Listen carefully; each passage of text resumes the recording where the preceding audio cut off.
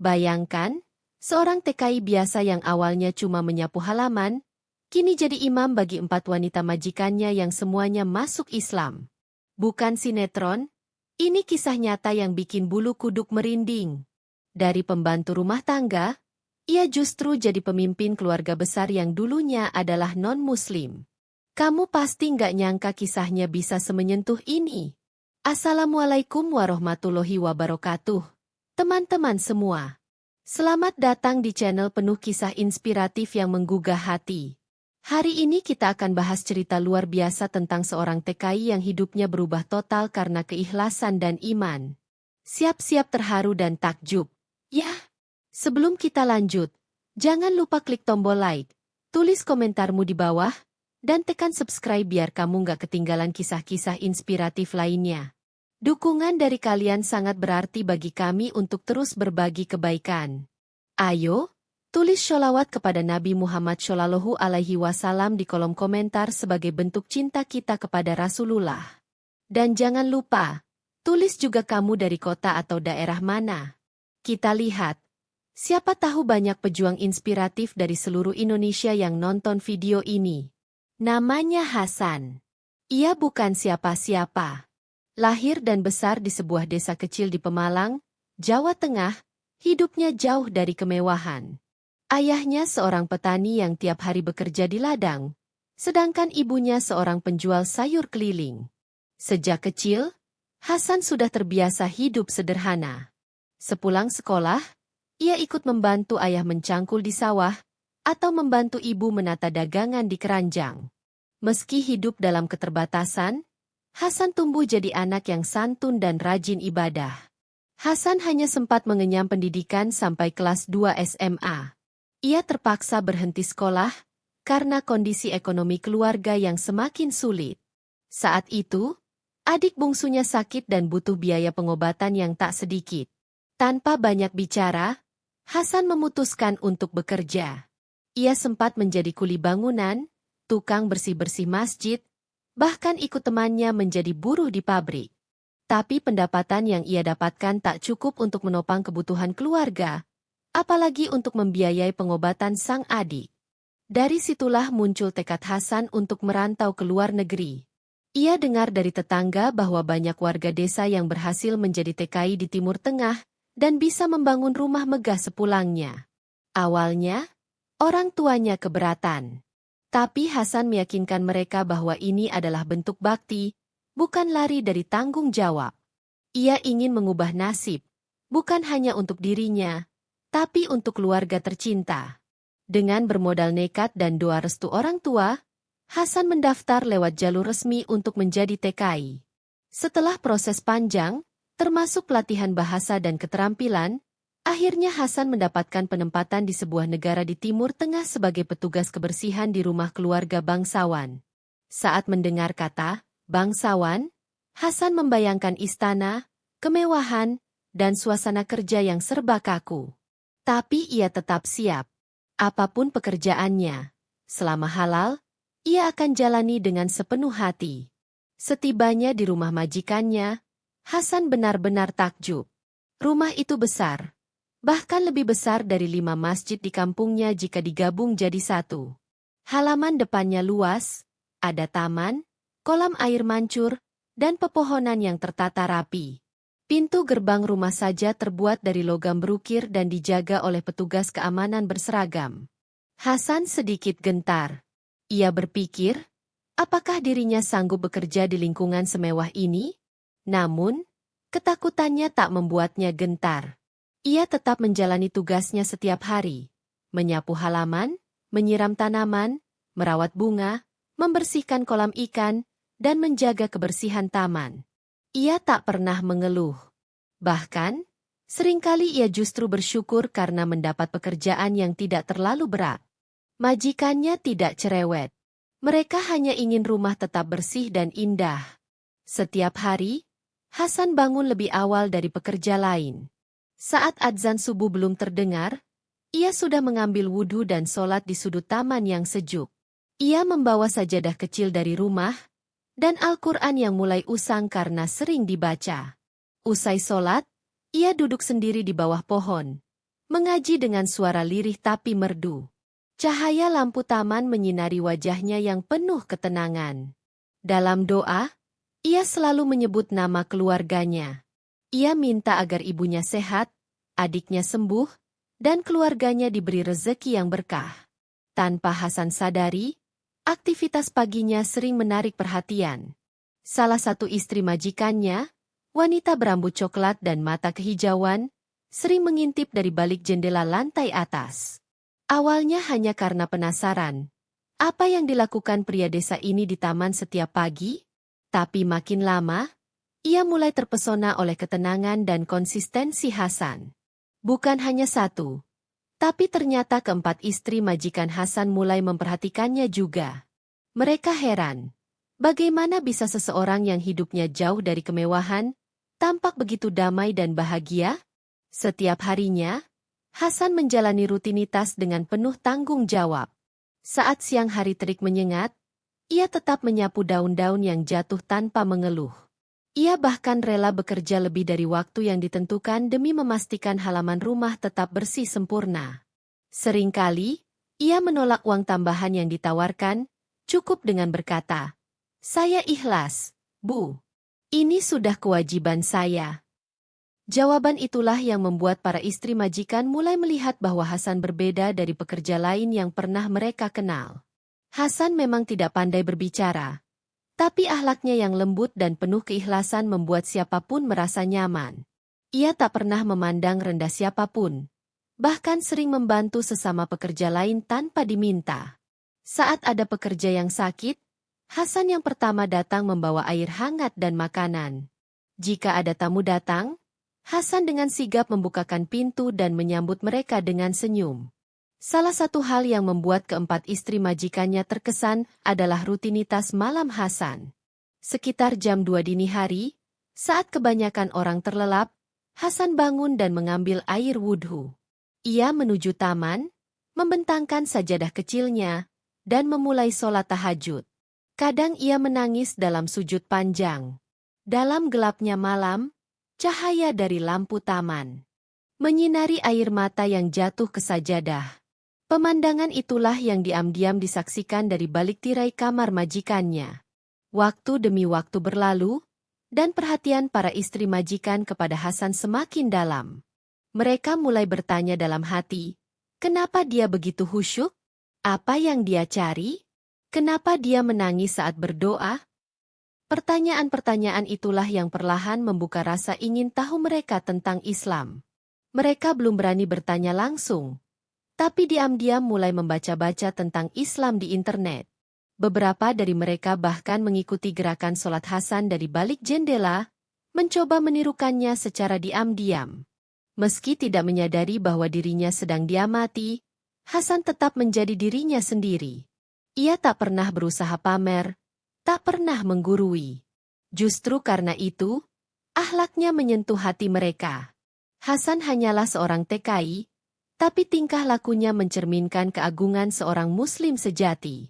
Ia tidak kaya harta, tapi kaya hati. Ia tak punya gelar tinggi, tapi punya integritas yang jarang ditemui. Dan itulah yang membuat keempat wanita itu semakin tertarik, bukan hanya pada pribadi Hasan, tapi juga pada agama yang membentuk kepribadian mulianya. Hasan juga dikenal sangat menjaga pandangan. Ia tak pernah berani menatap wajah para istri majikannya secara langsung, selalu menundukkan pandangan dan menjaga sopan santun. Hal ini membuat para wanita tersebut merasa dihormati dan dihargai, bahkan lebih dari perlakuan yang pernah mereka terima dari orang lain sebelumnya. Mereka mulai merasa bahwa nilai-nilai dalam Islam bukanlah aturan kaku, melainkan sumber kedamaian dan kemuliaan. Hingga pada suatu malam yang sunyi, salah satu istri majikannya keluar diam-diam ke taman. Ia memberanikan diri menyapa Hasan yang sedang membaca Al-Quran. Dengan bahasa yang terbata-bata, ia bertanya, "Apa yang membuatmu begitu damai setiap kali selesai sholat?" Hasan sempat terkejut, namun dengan lembut ia menjawab, "Karena saat itulah saya merasa Allah mendengar semua keluh kesah saya. Tak ada tempat curhat terbaik selain kepadanya." Jawaban itu sederhana, namun sangat membekas. Percakapan pertama itu menjadi pembuka jalan yang panjang, jalan menuju perubahan besar dalam kehidupan keempat wanita tersebut. Tapi semua itu dimulai dari satu hal kecil, akhlak Hasan yang sederhana namun penuh makna. Sejak malam itu, suasana rumah majikan Hasan perlahan berubah. Keempat istri majikannya yang awalnya hanya mengamati dari balik jendela, kini mulai mendekat. Mereka tak lagi hanya menjadi penonton diam-diam dari balik tirai, tapi mulai berani mengajak bicara Hasan secara langsung. Tentu dengan tetap menjaga sopan santun dan batas-batas etika, karena di dalam rumah tangga bangsawan tersebut, mereka semua hidup rukun meskipun berbagi satu suami. Percakapan-percakapan kecil mulai terjalin. Awalnya hanya pertanyaan ringan seputar kegiatan Hasan, seperti, "Kenapa kamu selalu bangun sebelum matahari terbit?" Atau, "Apa yang kamu baca setiap malam di bawah pohon itu?" Hasan yang polos dan jujur menjawab dengan tenang, "Saya hanya ingin dekat dengan Tuhan saya." Jawaban itu begitu sederhana, tapi justru sangat membekas di hati para wanita itu. Salah satu dari mereka, yang bernama Samira, akhirnya memberanikan diri untuk bertanya lebih dalam, "Apakah Islam yang membuatmu seperti ini?" Hasan mengangguk pelan. Ia menjelaskan bahwa Islam bukan hanya agama, tapi juga jalan hidup. Islam mengajarkan untuk selalu bersyukur, berbuat baik kepada sesama, dan menjaga hati dari iri dan dengki. Penjelasan Hasan begitu lembut dan tidak memaksa. Ia tidak berniat mengislamkan siapapun. Ia hanya menjawab pertanyaan dengan jujur dan penuh ketulusan. Samira mulai rajin mengobrol dengan Hasan. Tak jarang, ia membawa secangkir teh atau jus buah dan duduk beberapa meter dari Hasan. Sekadar ingin mendengarkan cerita tentang Indonesia, tentang kampung halaman Hasan, dan tentang bagaimana kehidupan seorang Muslim sederhana di desa kecil. Hasan bercerita tanpa dibuat-buat. Ia mengatakan bahwa di kampungnya, meski rumah banyak yang berdinding bambu, tapi hati mereka penuh tawa dan rasa syukur. Dari 1, 2, kemudian 3 istri majikan Hasan ikut mendekat. Mereka tertarik bukan karena penampilan Hasan, karena secara fisik, Hasan bukan pria tampan seperti aktor dalam drama. Ia bahkan berkulit legam karena sering terpapar matahari, tubuhnya kurus, dan bajunya selalu sederhana. Tapi ada ketulusan yang terpancar dari mata dan tutur katanya. Para istri itu merasa bahwa kehadiran Hasan membawa ketenangan yang tak pernah mereka rasakan sebelumnya. Hari demi hari berlalu, dan rasa penasaran mereka terhadap Islam semakin dalam. Diam-diam, mereka membeli Al-Quran terjemahan berbahasa Inggris dan Arab. Mereka mulai mencari tahu arti sholat, makna puasa, dan keutamaan berdoa di waktu malam. Mereka bahkan mengamati gerakan wudhu Hasan dan mulai menirukannya di kamar mandi pribadi masing-masing. Tak ada yang memaksa. Semua tumbuh karena rasa ingin tahu dan ketulusan hati mereka sendiri. Puncaknya, Samira mengajak ketiga istrinya duduk bersama di ruang tengah. Dengan suara lembut, ia berkata, "Aku merasa selama ini kita hanya hidup untuk penampilan. Tapi hati kita kosong. Kita punya harta, rumah megah, pakaian mewah, tapi seringkali merasa gelisah. Tapi lihat Hasan, dia tak punya apa-apa, tapi hatinya tenang. Aku ingin belajar seperti dia." Ketiga istrinya mengangguk setuju. Malam itu, mereka memutuskan untuk berbicara kepada suami mereka, seorang pria keturunan bangsawan yang disegani di lingkungan kerajaan. Mereka mengatakan bahwa mereka ingin mengenal Islam lebih dalam, bukan karena siapapun, tapi karena mereka merasa Islam memiliki cahaya yang selama ini mereka cari. Sang suami awalnya terkejut. Ia bukan seorang Muslim, dan tidak tahu banyak tentang Islam. Tapi karena kecintaan dan kepercayaan pada istrinya, ia tidak melarang. Bahkan, sang majikan akhirnya memanggil Hasan secara pribadi.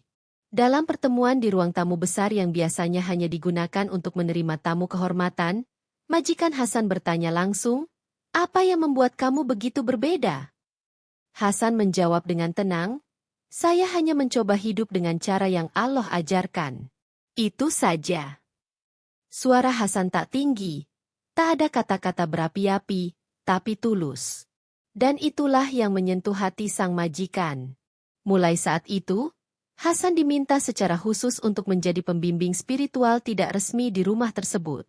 Ia tidak pernah menggantikan posisi ustadz, tapi keempat istri majikan serta beberapa pembantu rumah tangga mulai berkumpul setiap malam untuk mendengar cerita Hasan tentang Islam. Ia bercerita tentang kisah Nabi Muhammad SAW, tentang para sahabat, tentang perjuangan Rasulullah yang penuh kesabaran, serta akhlaknya yang luar biasa. Hasan tak pernah mengajak mereka masuk Islam secara langsung. Tapi dari tutur kata dan akhlaknya, mereka semua perlahan jatuh cinta pada Islam. Beberapa minggu kemudian, Samira datang membawa berita bahagia. Ia mengatakan bahwa ia telah mengucap 2 kalimat syahadat di salah satu masjid terbesar di kota itu, ditemani 2 saudara perempuannya yang juga tertarik masuk Islam. Tak lama setelah itu, ketiga istri lainnya juga menyusul. Semua dilakukan dengan kesadaran penuh dan tanpa paksaan. Tangis haru menyelimuti rumah megah itu. Hasan sujud syukur. Ia tak menyangka bahwa hanya dengan menjadi dirinya sendiri, bisa membawa perubahan sebesar ini. Ia hanya berniat mencari nafkah.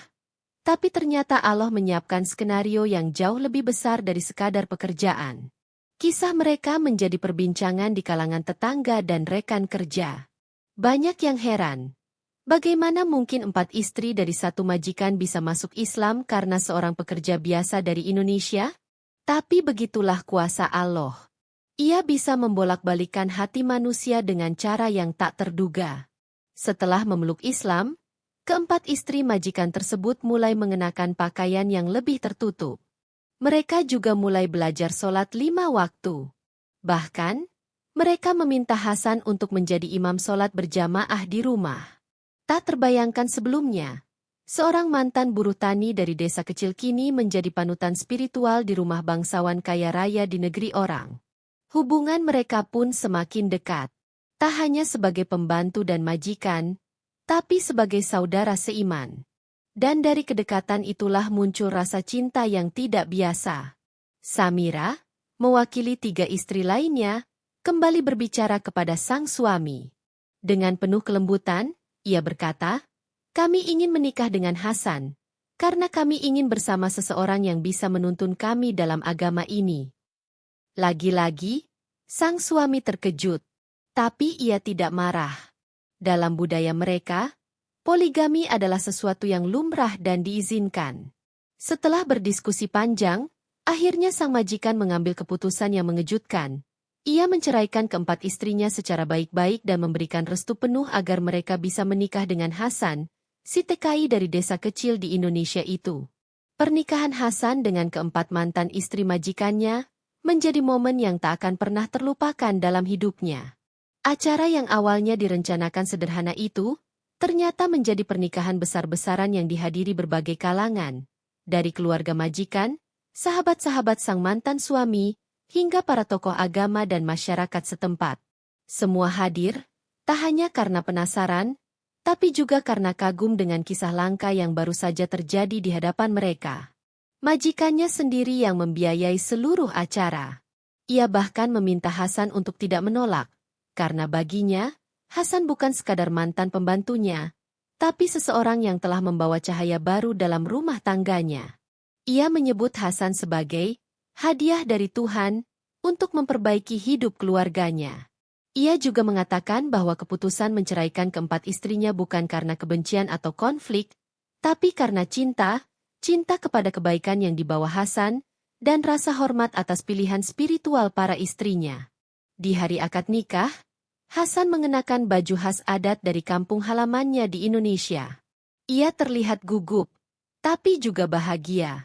4 wanita cantik berdiri di sampingnya, masing-masing dengan hijab putih yang anggun, tersenyum dengan mata berkaca-kaca. Di hadapan para saksi, tokoh agama, dan undangan, satu demi satu pernikahan dilakukan secara sah sesuai syariat Islam. Tangis haru pecah di seluruh ruangan, termasuk dari para pelayan yang mengenal baik perjuangan Hasan dari awal.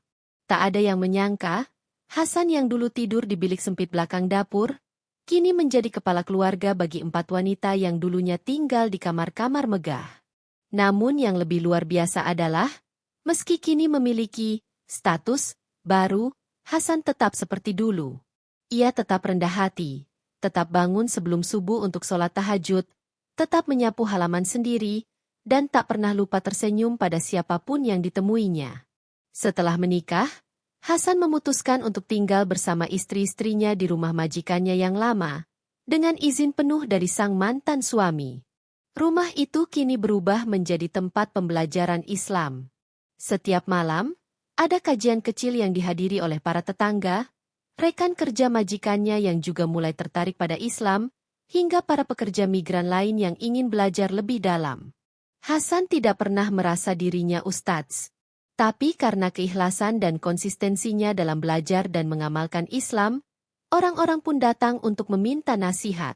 Hasan pun mulai mendalami ilmu agama lebih dalam, dibimbing oleh para ustadz lokal yang kagum akan kisah hidupnya. Ia tak ingin sekadar bercerita, tapi juga ingin menyampaikan Islam dengan ilmu yang benar. Maka mulailah ia belajar bahasa Arab, membaca tafsir Al-Quran, bahkan ikut kursus dakwah secara online dari lembaga-lembaga Islam dunia. 4 istrinya pun mendampingi dengan penuh semangat. Mereka membentuk komunitas perempuan mualaf, membantu wanita-wanita lain yang baru masuk Islam agar tidak merasa sendirian.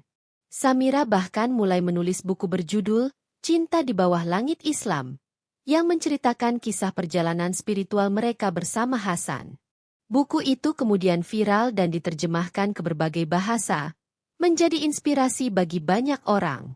Tidak hanya kehidupan rumah tangga mereka yang berubah, tapi juga lingkungan di sekitarnya. Rumah Hasan menjadi pusat dakwah kecil, yang menyebarkan Islam dengan cara yang sangat lembut dan menyentuh. Tak ada paksaan, tak ada teriakan.